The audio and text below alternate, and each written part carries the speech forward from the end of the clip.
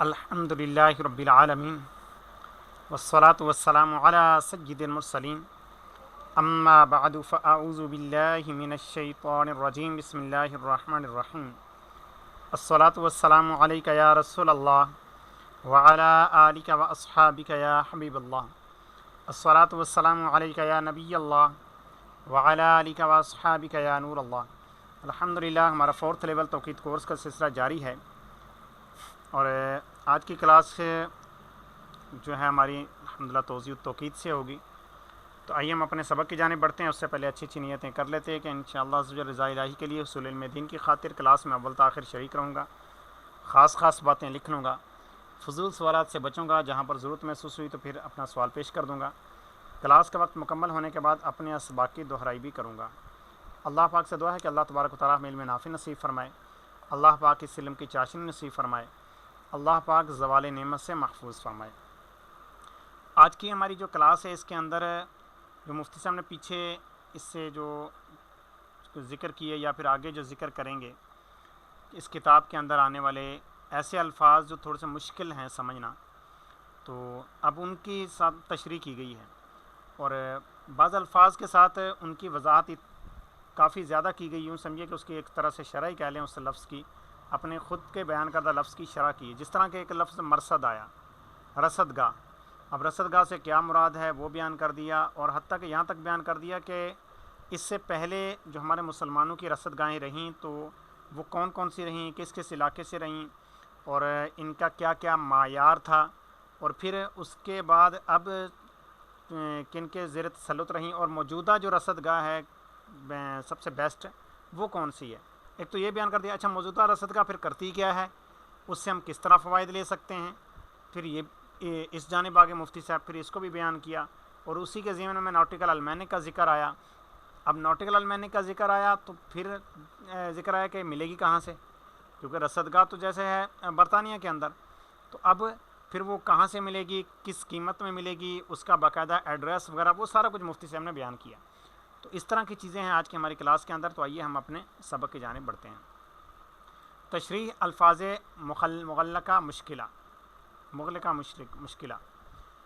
جس مقام، اب یہ کتاب میں الفاظ آتا ہے جس مقام، کئی بار آتا ہے، تو مقام سے مراد ہر وہ آبادی بحری و بری ہے جس کا طول و عرض معلوم ہو، شہر ہو یا قصبہ یا مشہور دیہات یا غیر معروف ہو، یعنی معروف ہو یا غیر معروف ہو۔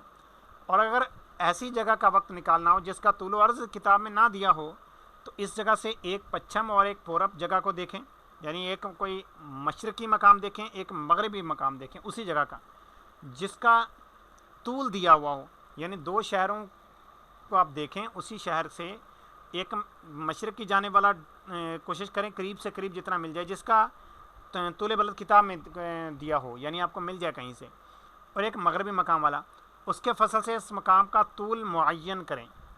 اب اس کا کریں گے کیسے، یعنی دونوں جگہ کے طولوں کے درمیان دیکھیں کہ کتنا فاصلہ آ رہا ہے، جو وہ دو مقامات جن کا آپ کو پتہ ہے اس مقام سے، اب ان دونوں کے طولوں، ان دونوں کا آپس میں کلومیٹروں کا فاصلہ دیکھیں، کتنا کلومیٹر پڑ رہے ہیں وہ ایک دوسرے سے، مشرق سے مغرب۔ اب اس کے بعد اگلا کام یہ کریں کہ پھر یہ ان میں سے کتنے کلومیٹر دوری پر پڑ رہا ہے، پھر اس کو آپس میں تقسیم کر دیں برابر، اور اس طرح سے اس جگہ کا طول بلد ایک تخمیناً آپ نکال لیں، اور اس کے فصل سے اس مقام کا طول معین کریں اس طرح سے۔ پھر وہ آبادی اس جگہ سے شمال و جنوب میں لیں، ٹھیک ہے، پھر دو آبادی اس جگہ سے شمال و جنوب میں لیں جن کا عرض دیا ہوا ہے، اسی نسبت سے اس کا عرض معلوم کریں۔ طول و عرض اگرچہ تخمینی ہوں گے، لیکن اگر صحیح تخمینہ کیا جائے تو وقت کی صحت میں اصلاً کلام نہیں، یعنی وقت تقریباً درست ہی نکل آئے گا۔ مثلاً مولد و مسکن فقیر راکم الحروف، آپ اپنا بتا رہے ہیں کہ میری جائے پیدائش جو ہے وہ انڈیکس میں اس کا طول و عرض نہیں دیا ہے، لیکن نقشہ دیکھنے سے معلوم ہوا کہ سیلاد اس سے دکن ہے، ٹھیک ہے، یہ سیلاد ایک مقام کا نام ہے، اس سے جنوب کی طرف ہے، جس کا عرض جو ہے 25 درجے 5 دقیقے ہے، اور مہیش پور اس کے اتر ہے، یعنی اس کے شمال میں ہے، جس کا عرض 25 درجے اور 8 دقیقے ہے، اور سیلاد بنسبت مہیش پور کے قریب ہے، اس لیے اس کا عرض 25 درجے 6 دقیقے رکھا سے مراد اندازہ کیا، اور پورب یعنی مشرق اور اس کے ذرا اتر سے ہوتا ہوا بارخور سے جس کا طول بلد 85 درجہ 27 دقیقے ہے، اور بازید پور اس کے مغرب میں ہے، اس سے پچھم ہے جس کا طول 85 درجے 20 دقیقے ہے، مگر میجرا بار سے بنسبت بازید پور کے قریب ہے، اس لیے اس کا طول 85 درجے 24 دقیقے قرار یہ دے دیا، یہ کا اندازن ہوا، ٹھیک ہے۔ لیکن وہی بات ہے کہ نہ ہونے سے کچھ ہونا بہتر ہے۔ آگے پھر آتا ہے لفظ نصف النہار حقیقی، یعنی آفتاب دائرہ نصف النہار پر کس وقت آئے گا؟ یہ وہ وقت ہے جس کا متصل ہی وقت ظہر شروع ہوتا ہے۔ نصف النہار نکالنے سے وقت ظہر کی ابتدا معلوم کرنا مقصود ہوتا ہے۔ اور کے اندر لفظ آتا ہے مرصد، یہ رصد کی جگہ، ٹھیک ہے۔ مرصد کا ترجمہ کیا بنے گا؟ رصد کی جگہ۔ رصد کیا ہے؟ یہ راصد کی جمع ہے، جیسے خدم خادم کی جمع ہے۔ لغت راصد اس شخص کو کہتے ہیں، لغتاً جو ہے راصد اس شخص کو کہتے ہیں جو حراست کے لیے انتظار کرے۔ پھر رصد کا لفظ اس جماعت کے لیے مستعمل ہوا جو آلات رصد میں نظر کرتے، ٹھیک ہے، اور کواکب یعنی ستاروں کی نگہداشت کرتے ہیں، کس وقت کون سا ستارہ مثلا فلاں جگہ پر آئے گا۔ اس کے بعد رصد اس جگہ کا نام ہوا جہاں پر کواکب کا انتظار کرتے ہیں۔ تسمیۃ للمحال باسم الحال، اس میں مجاز در مجاز ہونے کی وجہ سے میں نے بلفظ مرصد تعبیر کیا، یعنی رصد جو ہے یہ تو پھر مجاز لیا، پھر اس کا پھر مجاز لیا، اس کا پھر مجاز لیا، دیکھیں کہ کتنی چیزیں تبدیل ہوئیں، پیچھے بیان کیا۔ فرماتے ہیں میں نے پھر اس کا پھر نام ہی مرصد رکھ دیا، یعنی جس جگہ واقفین حیت کواکب کا انتظار کرتے ہیں۔ مرصد سے مراد ایسی جگہ جہاں پر جو علم فلکیات، علم حیت، اسٹرونومی کو جاننے والے وہ ستاروں کا انتظار کرتے ہیں، ستاروں کو دیکھتے ہیں۔ حیت کے شوقین بادشاہ اور عوسا اپنے یہاں رصدگاہ قائم کرتے اور اس فن کی تحقیقات کیا کرتے ہیں، جن میں مشہور رصدگاہیں یہ ہیں، ٹھیک ہے۔ رصد اقلیدس، رومیہ کبرا میں رصد برخس، اسکندریہ میں رصد بطلیموس، رصد مامون الرشید و بنی موسیٰ، رصد مراغہ، رصد سمرقند جسے افضل المحدثین مرزا الغ بیگ ابن شارخ بن امیر تیمور گورگان صاحب قرآن نے بنوایا، اور اس وقت کے 3 مشاہیر زمانہ ان کے معین و مددگار تھے۔ علامہ موسیٰ رومی معروف بقاضی زادہ شارع ملخص چغمینی، مولانا غیاث الدین جمشید کاشانی، مولانا علی کوشی رحمہ اللہ تعالی، یہ ہندوستان میں۔ رصد محمد شاہی بنارس میں، رصد مانسنگا جن کے بعض نشانات اب بھی موجود ہیں، صاحب گنج گیاس میں، رصد بہادر خانی جسے مولوی غلام حسین صاحب جون پوری نے احتشام الدولہ مبارز الملک راجہ خان بہادر نصرت جنگ سے کہہ کر قائم کیا تھا، اور اپنے تحقیقات کی بنا پر ایک ضخیم کتاب زید بہادر خانی تصنیف کی، جو اس فن میں بہت ہی بے مثل اور نایاب کتاب ہے۔ مگر ان سب رصدگاہوں میں اعلیٰ و اجد وہ ہے جو گرینج میں ہے۔ یہ جگہ لندن سے بہت ہی قریب 3 میل کے فاصلے پر ہے۔ وہاں سے ہر سال نارٹیکل المینک نامی ایک کتاب شائع ہوتی ہے جس میں آفتاب و ماہتاب، آفتاب مطلب سورج، ماہتاب مطلب چاند، اور دیگر کواکب کے متعلق بہت ہی کارآمد باتیں ہوتی ہیں۔ میں اس کتاب میں تمام جداول اسی المینک سے نقل کروں گا۔ ابھی مفتی صاحب ساتھ میں اپنا بتا بھی رہے ہیں کہ اس کے اندر جو جداول دی ہوں گی میل شمس کی، تعدیل ایام کی، اور اس طرح سے چیزیں جو دی ہوں گی تو وہ اسی کتاب سے ہوں گی، تاکہ مسلمانوں کو اس کی ضرورت نہ رہے۔ اور اگر کوئی صاحب مزید تشفی و تحقیق کے لیے اس کتاب کو منگوانا چاہیں تو ٹھیک کراسپنگ کی دکان کلکتہ یا بمبئی سے منگوائیں، اور نیو مین اینڈ کولکتہ شاید دلہنوزی اسٹریٹ کلکتہ سے یہی المینک مبلغ 8 آنے میں مل سکتی ہے۔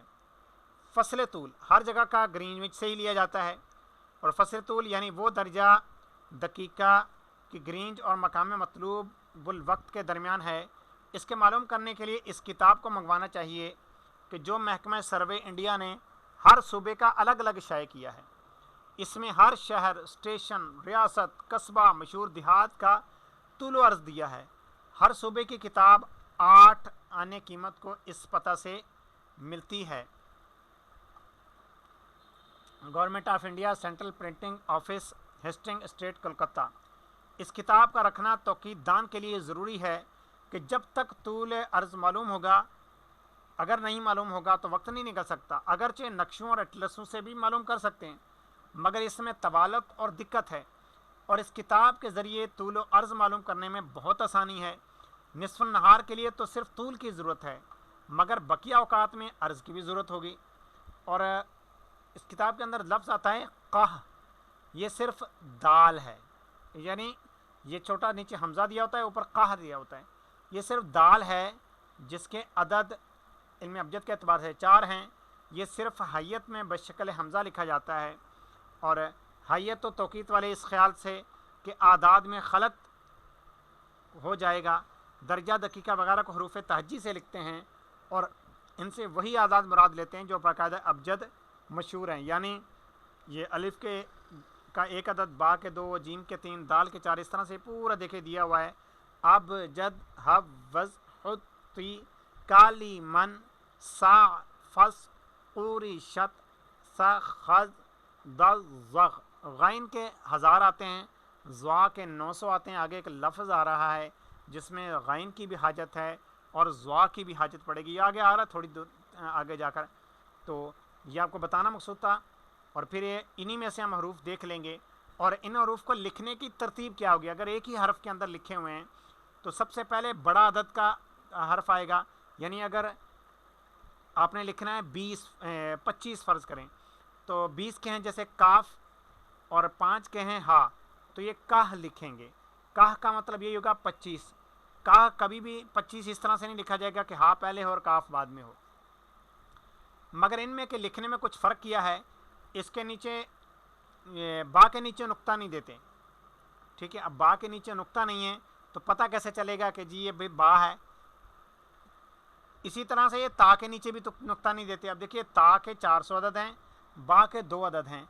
अगर आपके पास आ जाए, ठीक है, और आ जाए आपके पास लफ्ज़ तक, फ़र्ज़ करें ता और काफ, तो अब कौन सा मुराद होगा? 420, ये 420 मुराद होगा, ना कि ये बा नहीं होगा।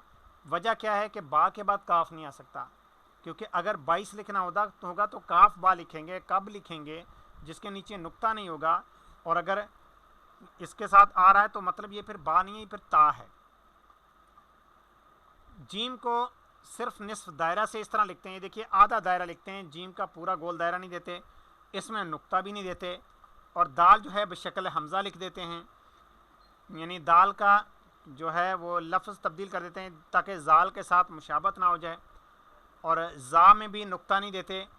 हा जो है ये पूरी लिख देते हैं, और या जो है ये दायरा से लिखते हैं, और जीम और हा में यही फ़र्क है कि, और काफ इस तरह लिखते हैं, काफ, ठीक है, काफ इस तरह लिखते हैं, ये देखिए जैसे हम लिखा। और अगर 21 लिखना हो तो दायरा से लिखते हैं, और यानी काफ का जो दायरा होता है वो पूरा बनाते हैं, काफ का, काफ अलिफ का, जिस तरह हम अमूमी तौर पर हम बनाते हैं।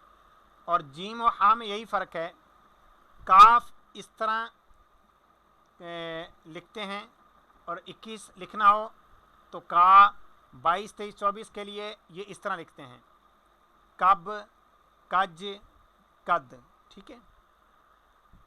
अलहदा मरकज़ नहीं देते कि अगर मरकज़ भूल जाएं तो कद की जगह ये लद हो जाएगा, यानी 24 के बदले 34। नून को इस तरह लिखते हैं, ये देखिए सवालिया निशान उल्टा करके इसके बीच में नुक्ता सा दिया हुआ है। शीन, आइन, स्वाद वगैरह को इस तरह लिखते हैं, साह, आह, स्वाह, ठीक है। और इस पर साथ में ये कि तशदीद दे देंगे। इन्हीं हरूफ को कायम मकाम आदात करके जुमला, हिसाबात, जमा, तफरीक, ज़रब, तकसीम में काम में लाते हैं। जमा, तफरीक, ज़रब, तकसीम से मुराद जमा से मुराद प्लस, तफरीक से मुराद माइनस, ज़रब से मुराद मल्टीप्लाई, और तकसीम से मुराद डिवाइड। और زنجا کے برخلاف اعداد یہاں دائیں سے بائیں کو جاتے ہیں. یعنی پہلے تو عام طور پر تو ہم یہ کرتے ہیں نا، ہم نے 1205 لکھنا ہو تو الٹی جانب سے ہم پڑھنا شروع کرتے ہیں اور 1205، لیکن یہاں پر یہ ہوتا ہے کہ سیدھی جانب سے الٹی طرف لکھتے ہیں. برخلاف اعداد یہاں دائیں سے بائیں کو جاتے ہیں، اس لیے پہلے درجہ، پھر دقیقہ، پھر ثانیہ، پھر ثالثہ کا مرتبہ آتا ہے. اور پہلے ہزار ہوگا، تب سینکڑا، اس کے بعد دہائی، پھر اکائی. مثلا آپ نے لکھنا ہے 1972 تو غاز عب لکھیں گے. اب یہ دیکھیے غاز عب، اب غین کے 1000 عدد جو میں نے اوپر بتایا تھا کہ آئے گا آپ کے پاس، زوا کے 900، عین کے 70، اور یہ با ہے کیونکہ 72 ہے، با کے 2 عدد ہیں، تا کے تو 400 عدد ہیں، تو یہ تا نہیں ہو سکتا عین کے بعد، عین کے بعد با ہی ہوگا. اب چونکہ ظاہر ہے کہ یہ پھر کاتب کی مسٹیک ہے، یہ دیکھیے سائڈ پہ دیا ہوا ہے اس کے کہ یہ اصل میں غاز و عب ہے، غاز و عط نہیں ہے. اور اگر 2000 یا 3000 لکھنا ہوگا تو غین کے اول یعنی غین سے بھی پہلے تا یا ہا زیادہ کریں گے.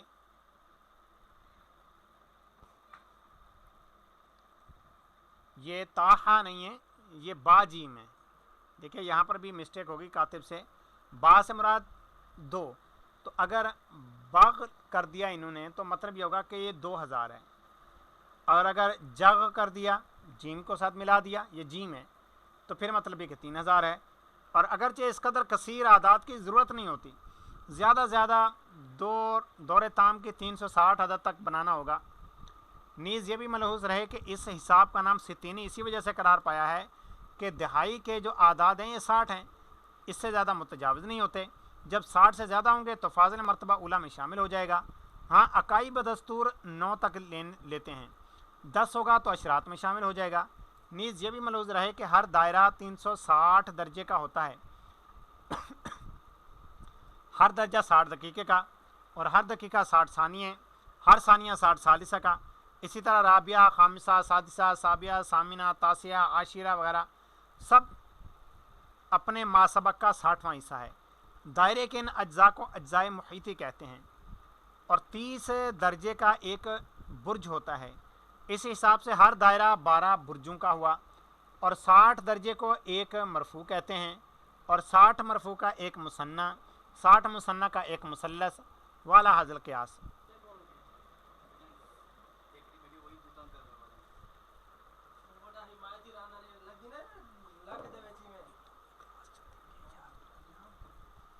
ساٹھ مرفوع کا ایک مثنیٰ اور 60 مثنیٰ کا ایک مثلث، والا حاصل قیاس.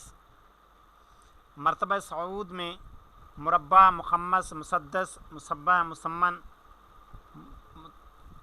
اور متسع، معشر کہتے ہیں. اور بعض لوگ مراتب صعودی کو بلفظ مرفوع مقید بمرتبہ تعبیر کرتے ہیں. مثلا مرفوع کو مرفوع مراتن، مثنیٰ کو مرفوع مرتین، مثلث کو مرفوع ثلاث مرات، والا حاصل قیاس اس طرح کرتے ہیں.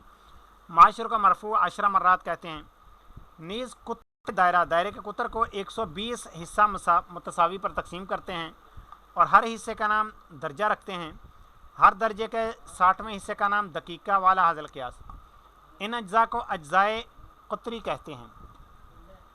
ان مراتب صعودی و نزولی میں اختصار کے لیے علامت خاص مقرر کیا ہے. مثلا معاشر کے لیے شر، متسع کے لیے تسع، مسمن من، مصبع، سبع، مسدس کے لیے صرف سین، مخمس کے لیے مس، مربع کے لیے بائن، مثلث کے لیے صرف سا، مثنیٰ فی مرفوع، ٹھیک ہے، عین، برج کے لیے صرف جیم، درجہ کے لیے جاہ، دقیقہ کے لیے قاہ، ثانیہ کے لیے نیا، ثالثہ کے لیے لسا، رابعہ کے لیے صرف با، خامسہ کے لیے میم سا، سادسہ کے لیے سا، سابعہ کے لیے سبا، ثامنہ کے لیے صرف منہ، تاسعہ کے لیے سا، عاشرہ کے لیے اکیلا ہا، ٹھیک ہے، بلکہ اکیلا ہا نہیں ہے، شرح ہے، ٹھیک ہے.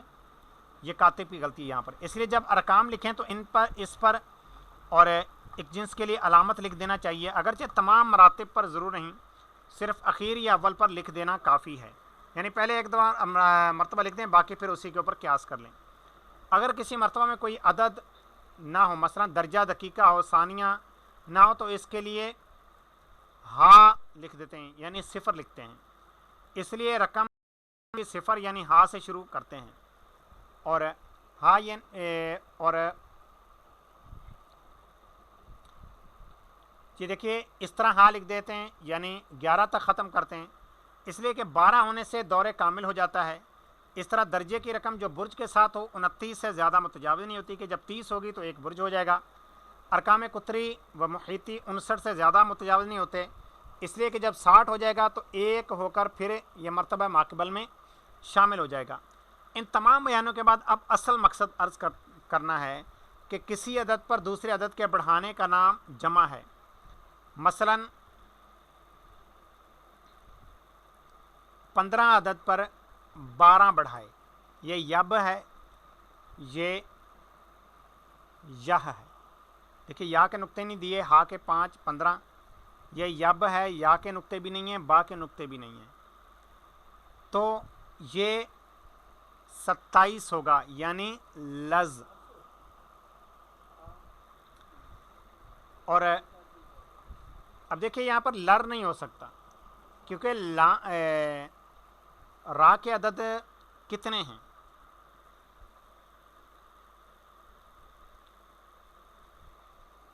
را کے عدد ہیں 200۔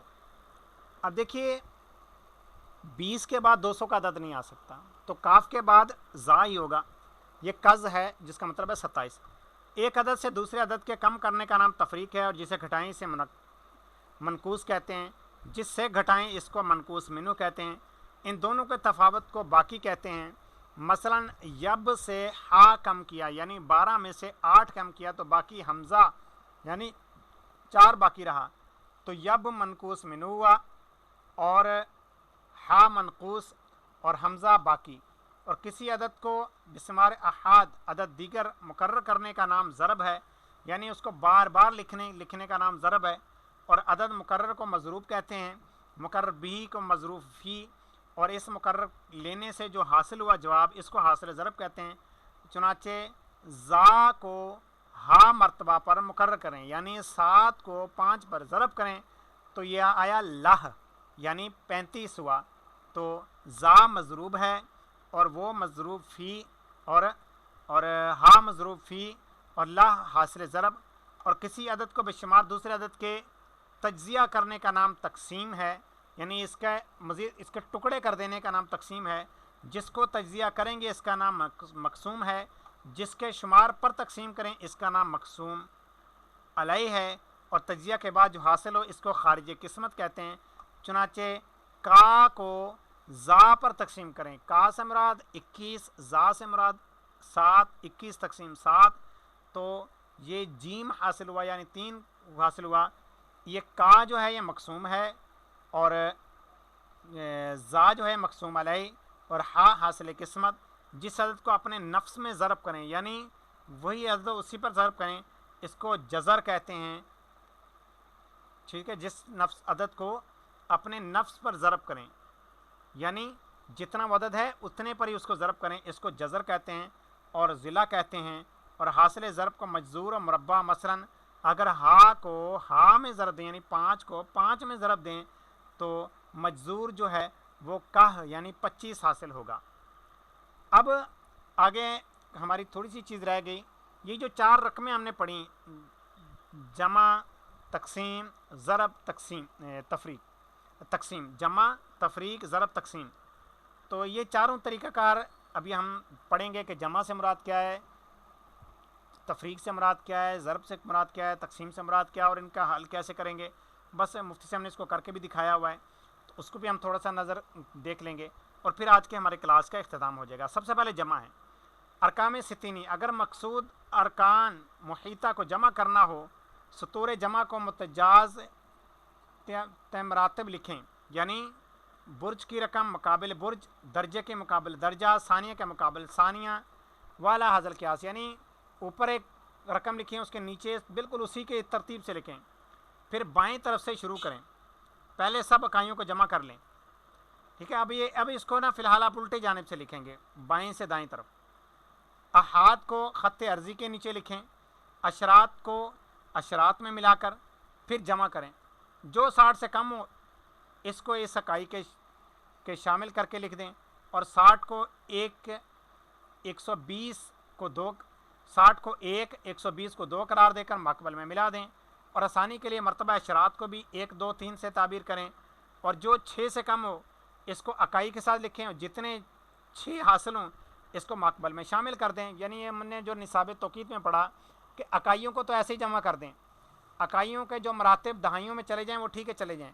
اب دہائیوں کو آپس میں جمع کرنے کے بعد اگر 6 آئے تو اس کو 0 کر کے ایک مرتبہ اگلے مرتبہ میں لے جائیں, 12 آئیں تو 2 اگلے مرتبہ میں لے جائیں, 18 آئیں تو 3 اگلے مرتبہ میں لے جائیں.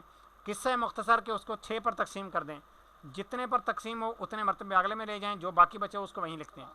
والا حاضل قیاس ہر مرتبہ میں اسی طرح عمل کریں گے. مثلا یہ دیکھیے یہ پوری رقمیں یہاں پر اسی طرح سے جمع کی ہوئی ہیں. اگر اس کو آپ حروف کی زبان میں کنورٹ کریں گے تو یہ پورے حدود آ جائیں گے. یہ نون ہے, یہ لح ہے یعنی 38, اور یہ لج ہے یعنی 33, یہ کا ہے یعنی 21, یہ لب ہے یعنی 32, اور یہ ہے ہا, یا پھر یہ بلکہ یہ الف ہے. ٹھیک ہے. اب آپ نے ان کو آپس میں جمع کرنا ہے تو یہ کس طرح سے بنے گا, یہ پھر پوری اس کی ترتیب کری, وہی جمع نفی والے حساب ہے. ان دونوں مثالوں میں زنجا کے ان عدد کے برج تھا. ٹھیک ہے, اول عدد برج تھا, یہ برج ہے پورا نا, یہ ایک برج. پھر برج کے تحت جو آتے ہیں درجات, پھر درجات کے بعد پھر دقیقے, ثانیہ, ثالثہ, رابعہ, اور وہ 12 سے زیادہ نہیں ہوتا, اس لیے 12 سے زیادہ کو مرفوع قرار دیا. اور مثال اول میں مرتبہ اول مرفوع ہے, وہاں 60 سے کم کو مرفوع کے نیچے لکھا, 60 کو آگے بڑھا کر مثنی قرار دیا, یعنی جتنا بھی 60 سے اوپر بڑھتا گیا اس کو ہم اگلے مرتبے میں لیتے گئے.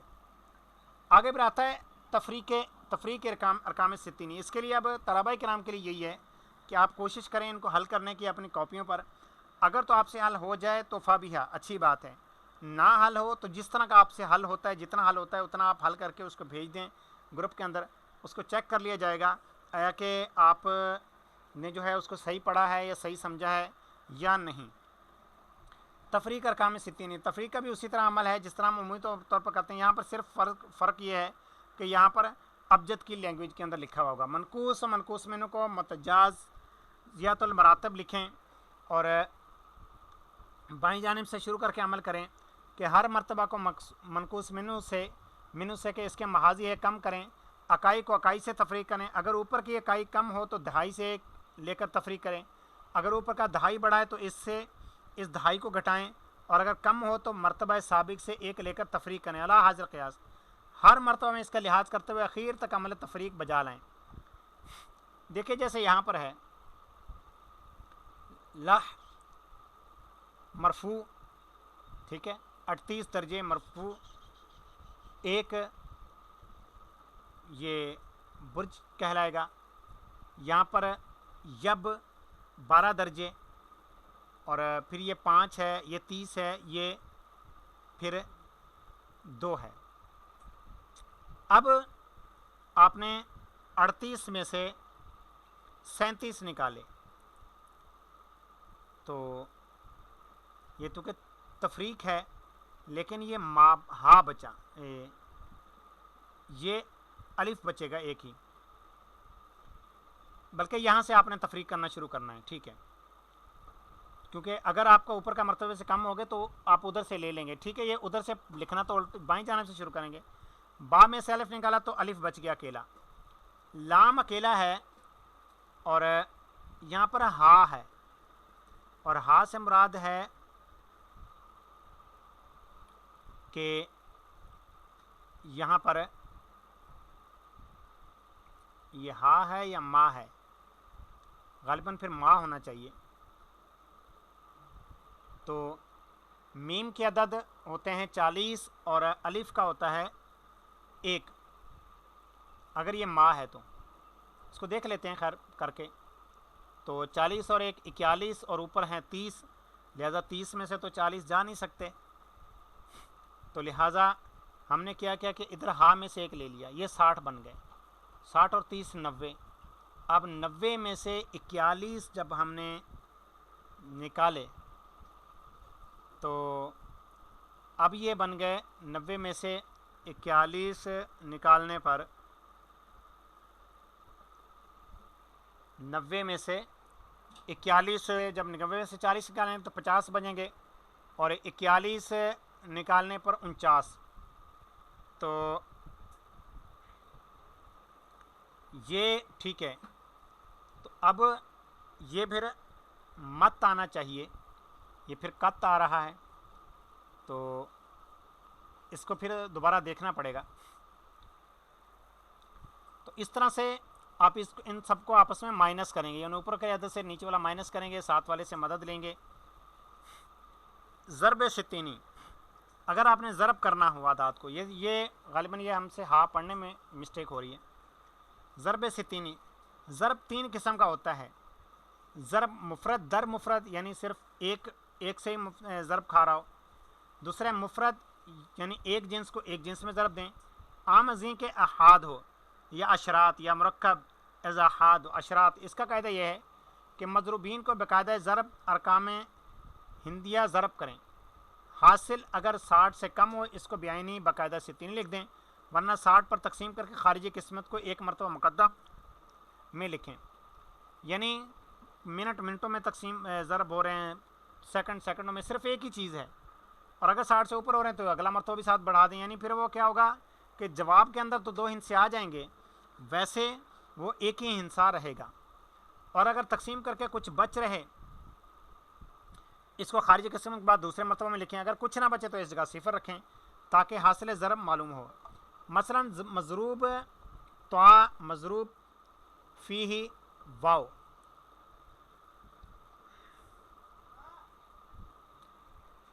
ठीक है।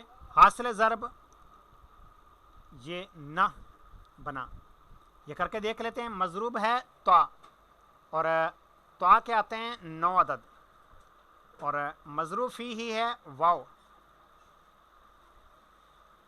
6, और 6 के अब अगर हमने त्वा को वाव में ज़रब किया तो 9 6 54 आएगा जवाब। और 54 अब 50 के अदद जो हैं तो 50 के अदद हैं नून, 50 के बराबर आता है। और 4 के अदद वही दाल आता है, दाल को बेशक्ल हमज़ा भी लिख देते हैं। तो यहाँ पर उसी तरह से शायद ये दाल लिखा हुआ है, हमज़ा नहीं है, ये दाल है, नद बनाया हुआ है। मिसाल दूँ, मज़रूब जो है ये माह, मज़रूब फ़ी लब।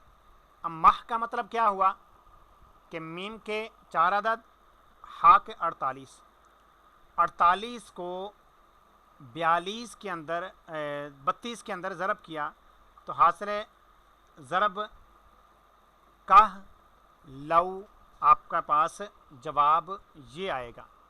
अब ये काह लव क्यों बनेगा? क्योंकि ज़ाहिर है कि 48 को 42 में आपने ज़रब किया तो अब ये रकम काफ़ी बड़ी हो जाएगी। और बड़ी होने से क्या मुराद है? 48 को 42 में ज़रब करेंगे तो ये हो जाएगी 2016। अब आप इसको जब 60 पर तकसीम करेंगे तो आपकी हो जाएगी ये 33, तो पूरे बन जाएंगे। लेकिन अब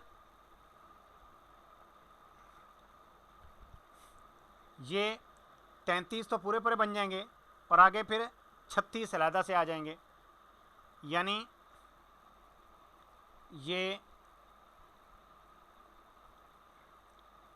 जो काह लव,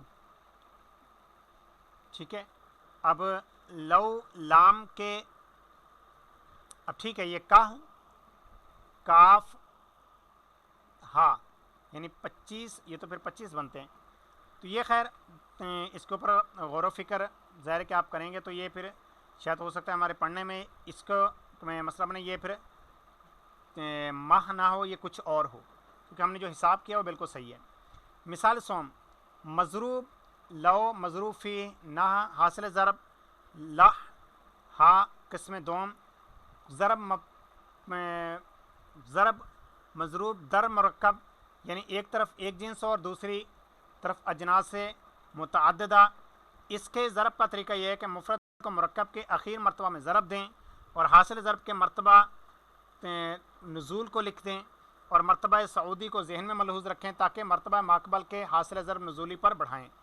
اس کے بعد مفرد کو مرتبہ ماقبل آخر میں ضرب دیں اور حاصل ضرب کے محفوظ ذہنی پر بڑھائیں اور مفرود مجموع کو جو پہلے لکھا ہے اس سے قبل لکھیں اور مفرد سعودی کو ذہن میں نگاہ رکھیں. والا حاضر قیاس مفرد کو ہر مرتبہ مرکب میں ضرب دے کر عمل کریں اور اگر اثناء عمل میں حاصل ضرب میں مرتبہ نزولی نہ ہو اور سابق سے ذہن میں کچھ بھی نہ ہو تو 70 جمع میں صفر لکھیں، یعنی صفر پھر لکھ دیں آپ، ایسا نہیں کہ اس کو خالی چھوڑ دیں جہاں پر بچیں. اور جب صفر میں ضرب کی نوبت آئے اور ذہن میں بھی کچھ نہ ہو تو یعنی ذہن میں سے مراد کچھ باقی بچا ہوا نہ ہو تو پہلے سے، تو حاصل ضرب کی 70 میں بھی صفر لکھیں.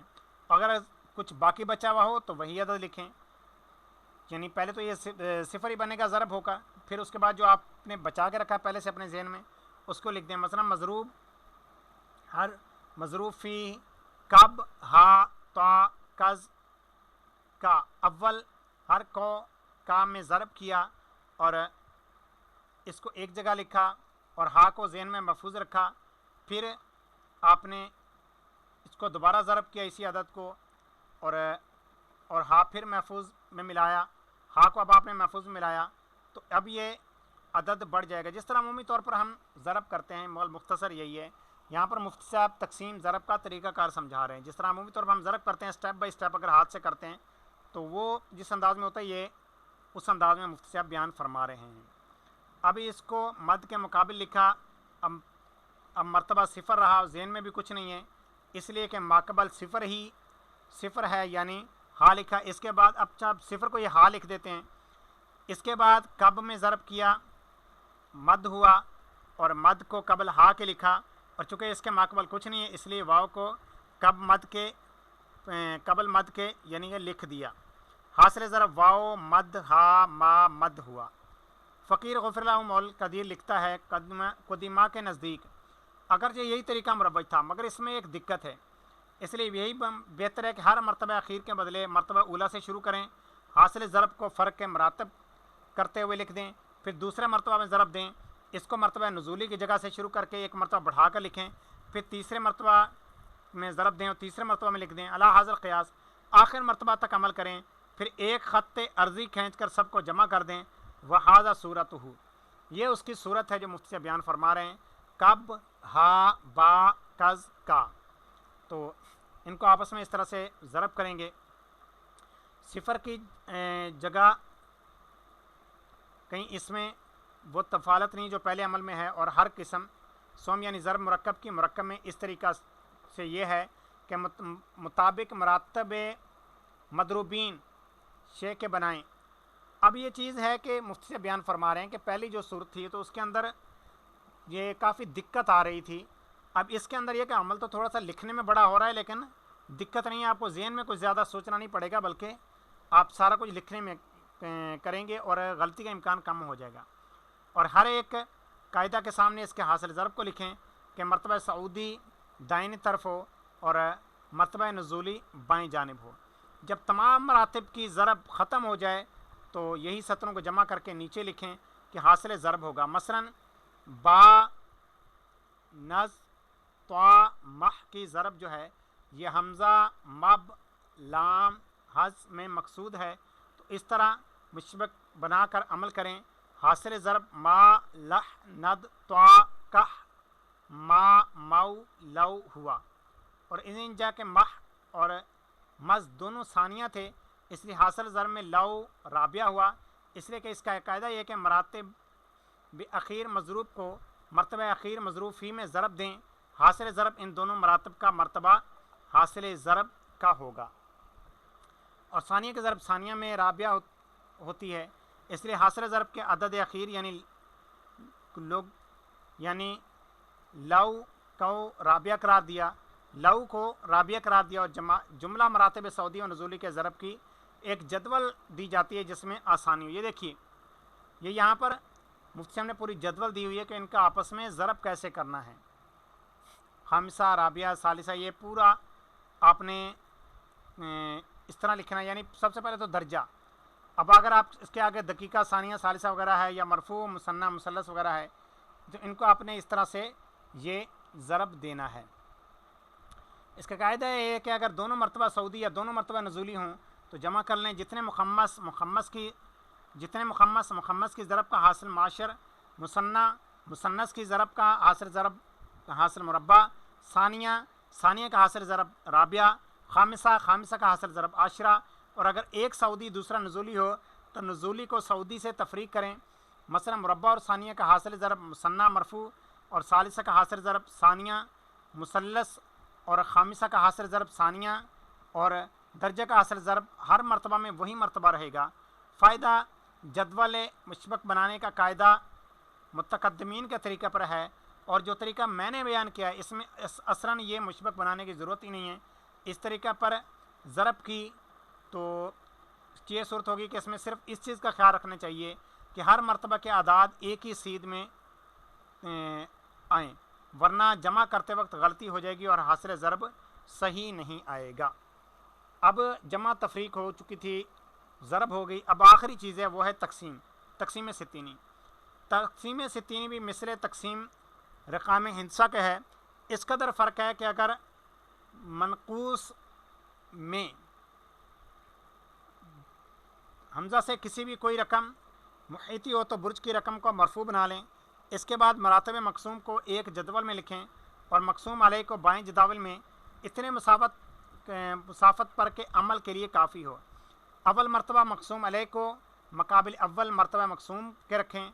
अगर मजमू अरकाम मक़सूम अलैह सूरतन मजमुआ अरकाम महाज पर मक़सूम से ज़ायद ना हो, वरना एक मरतबा हटा कर रखें। इसके बाद मुफरदात में सबसे बड़ा अदद, इसमें तलाश करें कि अगर इसको मक़सूम अलैह में ज़रब दें तो मक़सूम से घटाना मुमकिन हो, यानी हासिल ज़रब मक़सूम से ज़ायद ना हो। जब ऐसा अदद पाएँ तो इसको जदावल के ऊपर लिखें। इसके बाद मक़सूम अलैह में इसको ज़रब देकर मक़सूम के नीचे लिखेंगे। अगर कुछ बचे तो ख़त्ते जो आपने नीचे खींचा इसके नीचे इसे लिखें।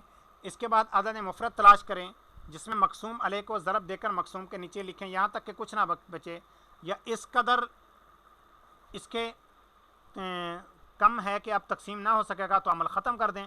जितने अदाद के जदावल के ऊपर तरतीब वार लिखें वही के हासिल किस्मत हैं।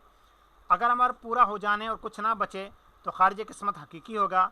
अगर कुछ बच जाए तो अगर निस्फ़ से कम है तो इसको साकित कर दें, अगर निस्फ़ से ज़्यादा है तो रफ़ा करके एक समझें। यानी क्या करें कि इसको मज़ीद अगले मरतबे में ले लें। इस सूरत में हासिल किस्मत तकरीबी होगा। मसलन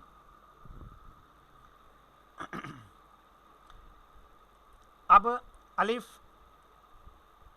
वाव, अलिफ नून, अलिफ कब, लद को मा, काफ, यत पर तकसीम करना चाहें, हर तबा मुसन्ना से मक़सूम अलैह नहीं किया जा सकता, इसलिए मतबा मरफू के सामने मा, काफ, बत को लिखा।